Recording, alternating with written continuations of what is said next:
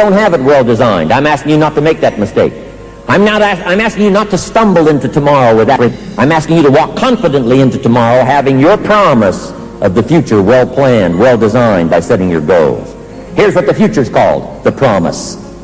Now, we all have to pay the price to get the promise, but I'm telling you, the price is easy if the promise is clear. If the promise isn't clear, the price is too difficult to pay. I'm telling you, kids don't mind paying the price for the future if they can see it. If they can't see it, they don't want to pay. So I'm asking you to design a better promise for your company, design a better promise for the office, design a better promise for your health, design a better promise for a relationship with you and your family. Design the promise. And once you start feeling good about the future because you have it well designed, you can take confident steps every day. Here's number 3. It's how you feel about everybody. You've got to have a good feeling about everybody else besides you. And here's a very practical reason why. You can't succeed by yourself. We all need each other's money. We need each other's ideas. We need each other's cooperation. One person doesn't make a family. One person doesn't make a marketplace. One person doesn't make an economy. One person doesn't make a country. One person doesn't make a symphony orchestra. One person doesn't make a unique chance for all of us to participate. It takes more than one. It takes all of us. And you've got to have a unique sense of appreciation of the all of us that makes the contribution for each of us to change our lives in a manner we wish. But now here's number 4. It's how you feel about yourself. You've got to have a good feeling about yourself, personal worth, personal value. And here's the best advice I can give you on that. If I can do it, you can do it. If I can read, you can read. If I can change, you can change. If I can grow, you can grow. If I can become financially independent, you can become financially independent.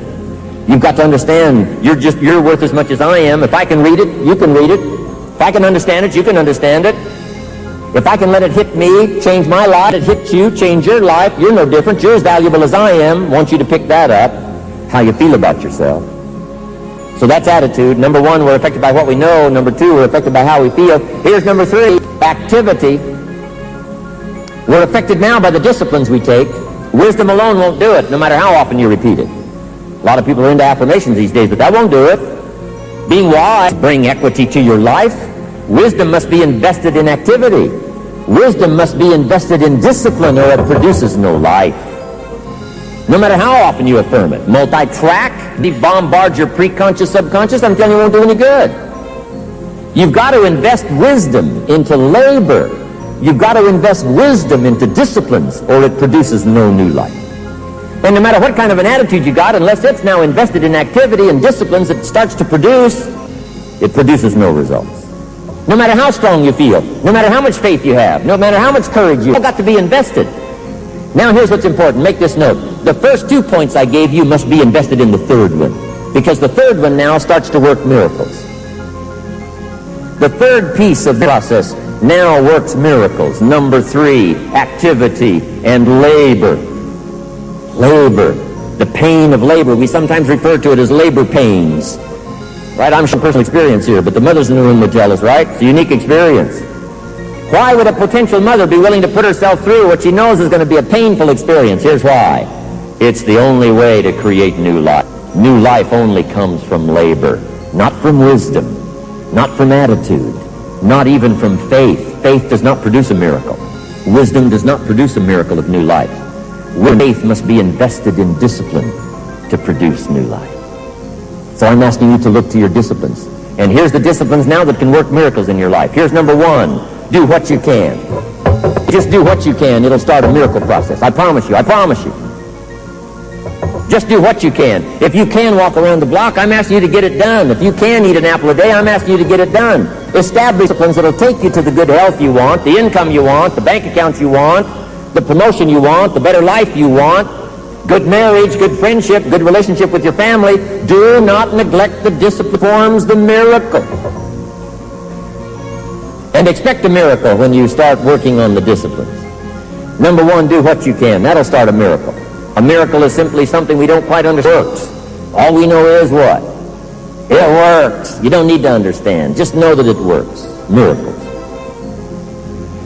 Do what you can. That's number 1. 2,000 years ago, on June 28th, I'm pretty close on this. 2,000 years ago on June 28th, one of Jesus' disciples. Now, I'm an amateur on the Bible, but let me give you my best shot. One of Jesus' disciples on June 28, 2,000 years ago said to Jesus, "It's time to pay our taxes and we don't have any money." That's how come I know it was someone June 28.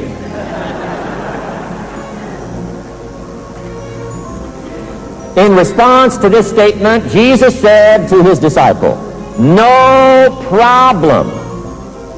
Now, you got to hang out with people like that.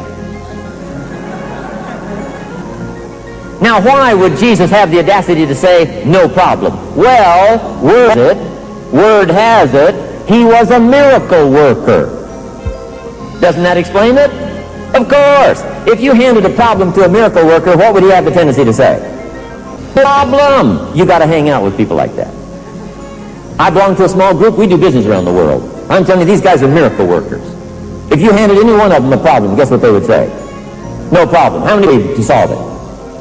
As many as it takes. If they had to consult, how much consulting would they do? As much as it takes. How early would they get up? As early as it takes. How late would they stay up? As late as they have a tendency to say what? No problem. You got to hang out with people like that. What are they? Miracle workers. We'll figure out how to do it. Jesus said to his disciples, "It's going to be no problem, this taxes in them." He said to his disciple that it'll be simple. Just go fishing. It can't be any easier than fishing. Now, he said go fishing to his disciple, and his disciple's name was Peter. And Peter was what?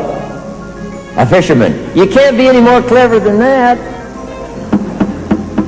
I'm telling you, here's what I expect you to do. Do whatever you can do. Don't neglect what you could do. If you could fish, you got to fish. If you want a miracle, you got to fish. Jesus said to his disciple, "No problem, just go fishing. First fish you catch, look in his mouth. It'll solve everything." Peter said, "Okay." He was used to strange things happening. Peter goes off fishing, catches the first fish, looks in his mouth. Guess what's in the fish's mouth? Coins. Wow, coins. And he starts adding up the value of these coins. Guess how much it added up to? Exactly enough money to pay his taxes and Jesus' taxes. Which, number one, gives you Jesus' position on tax. Right? That's easy. Pay. Now, finding the money we would call what? A miracle. But how does a farm boy from Idaho, broke alive, creditors calling, threatening to come and get my car, drag it rear end up down the street in front of my neighbors? I'm embarrassed. I'm behind on my big mouth promises. I've been to 1 year of college. I live in America. Something isn't going right. How do I go from that to being a millionaire at age 31? I'm telling you, it's a miracle. Where do you find the money? Lord knows where you find the money. But here's all you have to do to get this miracle process. Do what you can. I'm asking you in all sincerity, do not neglect doing what you can. If you can read, read. If you can change, change. If you can call, call. If you can sell, sell. If you can manage, manage. If you can teach, teach. If you can walk around the block, walk around the block. Do not neglect the disciplines that can take you and your life systems to wherever you want to go, all the equities you could possibly enjoy in the period of a life. Do not neglect the disciplines. Number one, just do what you can. Now here's number two that further advances the process of the miracle of disciplines. Number two is do the best you can. Do the best you can. Here's what the best you can do will start to do. Develop skills. Develop skills. Don't just do what you can. If you do what you can, you'll make a living. If you do the best you can make a fortune. Don't just talk.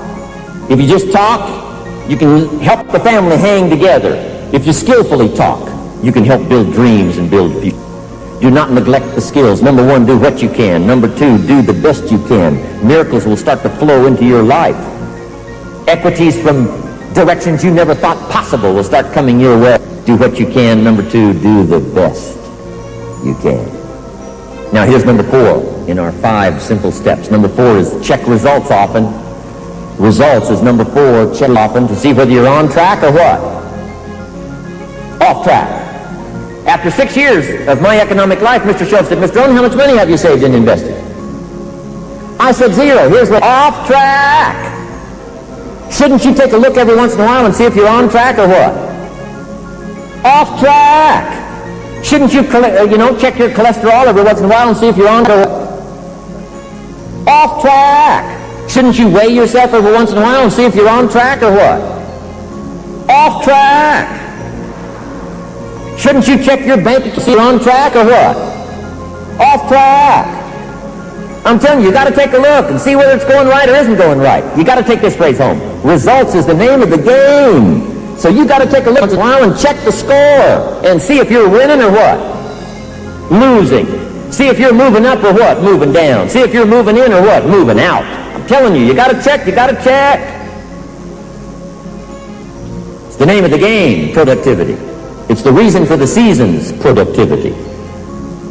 Ancient story said Jesus walked along one day with his disciples and he saw a fig tree. And as he grew darkly suspicious, he said to his disciples, "Does that fig tree have any figs?" Wow, what an interesting question. Do you think that's an important question? Important enough to be preserved for us to read 2,000 years later? Do you think that's an important question? Does the fig tree have any figs? I'm telling you, for a fig tree, it's an all-important question. His disciples said to Jesus, "No, sir, that particular tree does not have any figs." The story said Jesus lost his cool. One of the few times he lost his cool and said, "I suggest the tree doesn't have any figs. I suggest you promptly take it out." And he added, "Why let it take up the desk? I mean, the ground." Either. You got to get all your folks together every once in a while and say, "Today we're counting the figs to see who gets to stay." Why would we do that? It's the name of the game.